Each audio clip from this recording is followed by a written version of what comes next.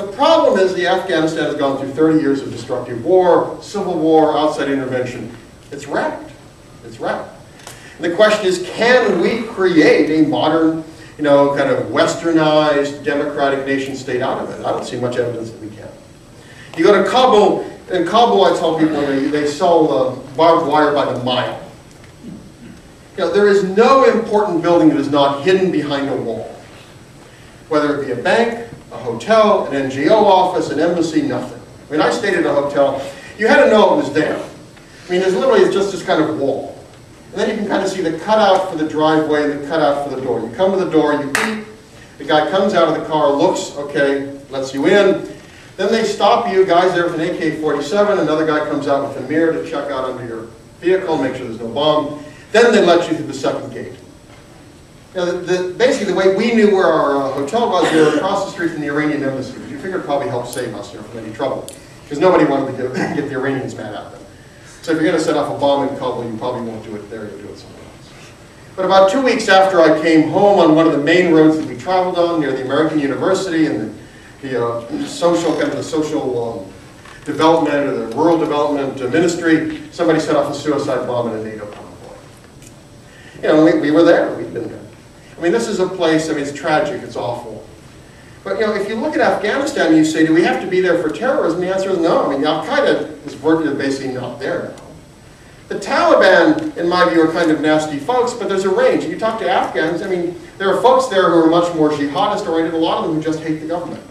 Afghan people will tell you, that you don't want to send in the Afghan National Police because they will create Taliban. Afghan National Police are known for setting up unofficial checkpoints and stealing your money and your cell phones.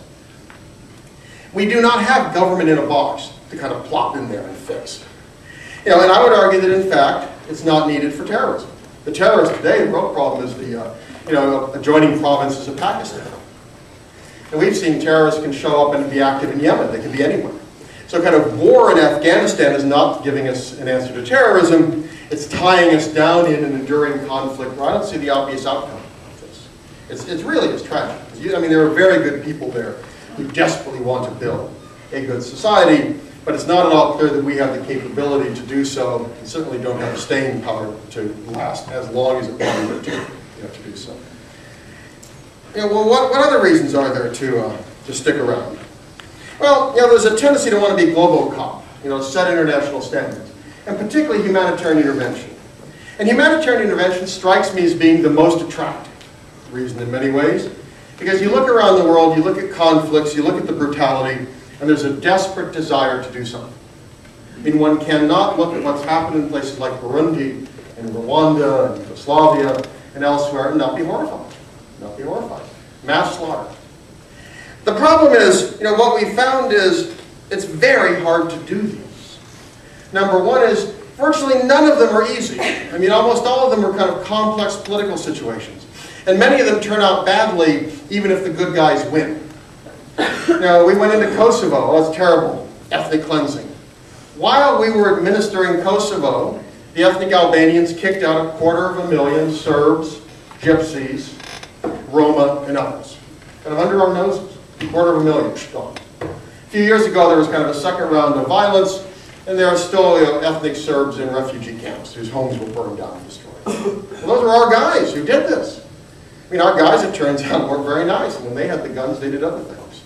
David Reif, who's long written about this stuff, has been very much a proponent of humanitarian intervention, has written about Rwanda. There have been some stories recently about a UN report pointing out the problems in Rwanda. Horrible stuff was done, but the new government isn't very nice either. The problem then is it's very hard to get this stuff right. It's very hard to kind of walk in and then get out. These things, and the question is, where? How many? How often? What standard? We went off in humanitarian terms to go save the Kosovars because 2,000 people had died. We didn't seem to be the least bit concerned about 250,000 Liberians being murdered. Well, black Africans, white Europeans, I guess one mattered more than another. What other standards? What reason? Why? So what is the standard? Now, Stephen Solar is a former congressman, and Michael O'Hanlon, who's at the Brookings Institution, wrote an article a few years ago and argued, well, let's come up with a standard for humanitarian intervention. What they suggested was the U.S. should intervene in another society if the death rate in that society was higher than the murder rate in America. Now imagine that being your setting for foreign policy. You know, Rudy Giuliani gets elected mayor of New York, America's death murder rate comes down. Now we have to intervene in a dozen more countries. You know, he gets thrown out of office, America's murder rate goes up. Oh, great, we can pull our troops out. No problem.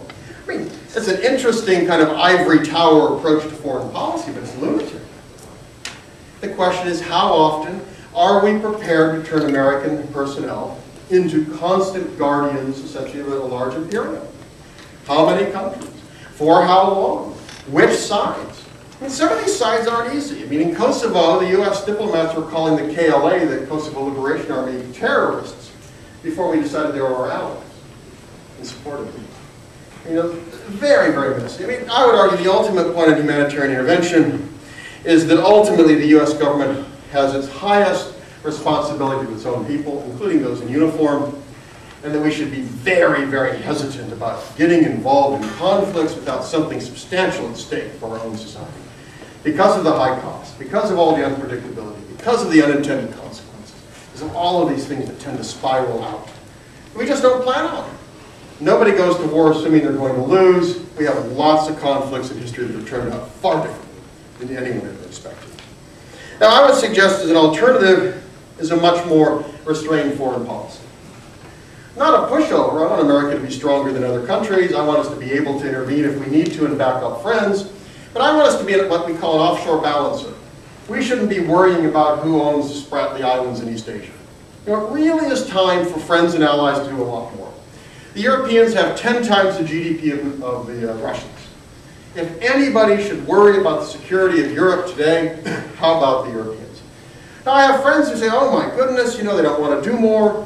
And the answer is they will never do more if they can rely on us. Why should they? They have large social welfare states. I mean, all of them are cutting their militaries. Now, that's fine with me, but they shouldn't be able to do that and expect us to maintain $700 billion in military spending at a time where our deficit this year is $1.4 trillion. It'll be $1.4 trillion next year. We are borrowing money to subsidize rich allies. Well, that's a great deal for them, not really for us. How about the Japanese? And the whole complex of ancient antagonisms in Asia. My reaction is, 65 years ago, the war's over, get over it. Don't expect us to forever be your babysitters. You need to work together. There are democratic countries in East Asia. If you're worried about China, work together. South Koreans have 40 times the GDP of North Korea. It's time for them to do whatever they need to do to defend themselves from the North Koreans. They spent a decade of the so-called sunshine policy subsidizing the North, sending money to the North, even as we were providing military protection. Well, that's a great deal if you can get it, but why are we doing it? So I say the big alliances, time for our allies to take care of themselves. We should get out of the nation-building business. There's a lot of horrible stuff that goes on around the world. We're trying to fix other societies. You know, the idea of social engineering abroad, of being able to transcend history and ethnicity and religion and tradition, all this stuff, it just shows, I think, an arrogance. Where we understand domestically it doesn't tend to work very well. It certainly isn't going to work internationally. And what we need to do is adopt a somewhat different strategy. In terrorism, it needs to be twofold. We need to kill and capture the bad guys who are trying to kill us now. We also want to be much more careful and think more carefully about when we intervene and what enemies we create. That over the long term, there are places where we may want to say, that really doesn't need us. Let's draw back as opposed to jump in and hit another hornet's nest. I would argue that this kind of a foreign policy would be more consistent with that of a republic, a democratic republic. John Quincy Adams, Secretary of State, commented back in the 1800s that America should be the well-wisher of the independence and the freedom of all, but it should not go abroad in search of monsters to destroy. And I think in today's world that would be a very good admonition to follow. That there will always be evil out there, there are always going to be challenges, we're going to have to maintain a strong military, but we no longer have to take care of everyone else, dominate the planet, be expected to solve other problems for everyone everywhere.